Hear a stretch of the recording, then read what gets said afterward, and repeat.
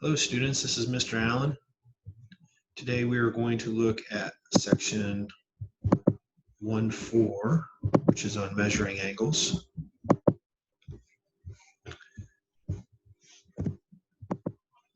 First objective and only objective is to find and compare the measures of angles. You're probably already familiar with what an angle is. We're going to kind of delve into some more of the details. So what is an angle? An angle is simply formed by two rays with a common endpoint. So if we look at this angle right here, we could call that angle, we could call it angle 1. And we would just say angle 1. Oops, I'm trying to write here. Try that again. Angle 1. We could also call it angle BAC, or we could call it angle CAB. We've talked about this before, I think. Maybe not. Maybe I'm thinking of line. Sorry. Yeah. So that's three different ways you can name this angle. The sides. So these are how you name an angle. The sides are the two rays. So ray AB is a side, and ray AC is a side. So those are the sides of the angle, and the vertex of an angle is the common endpoint. So that's that endpoint right there. So it's point A. Point A is the common endpoint. So that's what we call the vertex. So again, an angle is formed by two rays with a common endpoint. So here's some practice problems. So part A, what is another name for angle 4? So if you're going to name angle 4, which is this angle right here, you need to start from one point, go to the vertex, and then go to another point on the other side. So one way you could name that is angle RAT. That's one way to name that angle. There's actually another name you can name that angle. What would that be? B says name the sides of angle RAN. RAN. So let's see here. RAN. That's this angle, RAN. So I think its sides, well, it's made of two rays, so it's going to be ray AR and ray AN. Part C. What is the vertex of angle 3? So let's see here. Angle 3 is this guy right here. There's angle 3. The vertex is the common endpoint of the two sides. So I think that that's going to just be point D. Is point T on the interior or exterior? Ooh, now I haven't talked about interior versus exterior, but it's, I think, pretty intuitive. So let's go ahead and mark that angle. I'm going to erase the angles that I've marked so far. And now I'm going to mark this particular angle. So this is the angle 6. So there's angle 6. And it says, is point T on the interior or exterior of angle 6? So over here's point T, right there.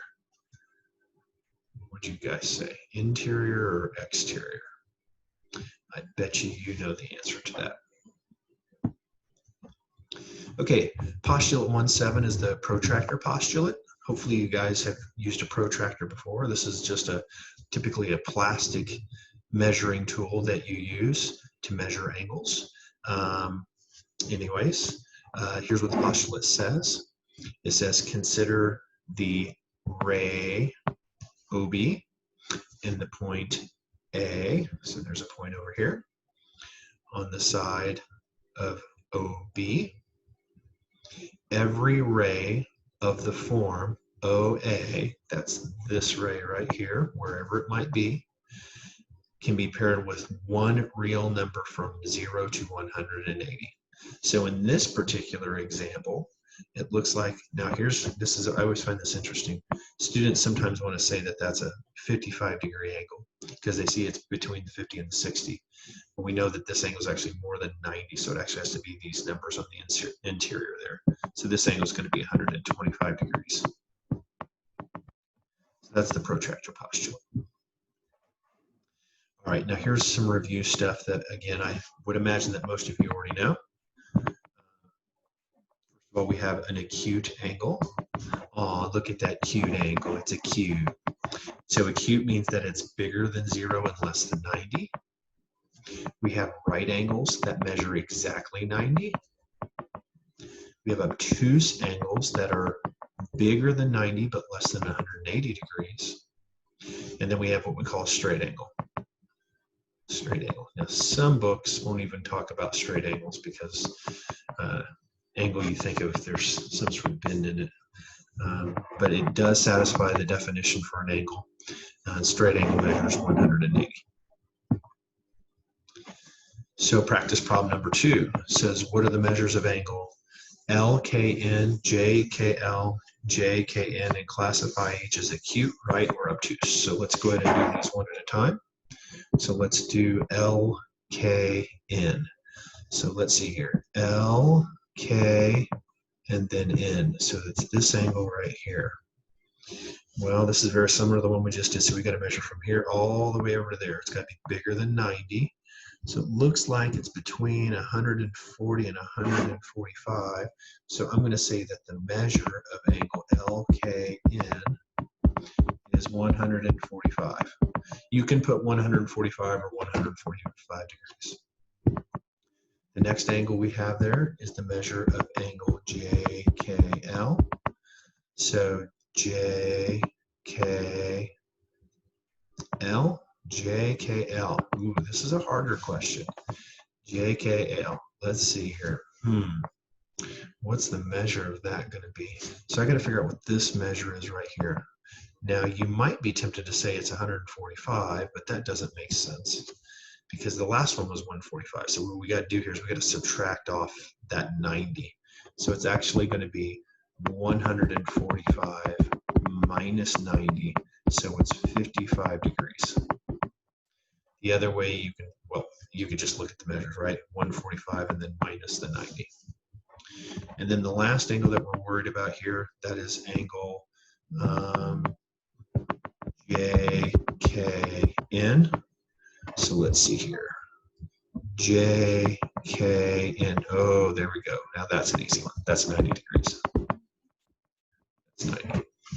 So now let's go ahead and identify, let's classify each of these.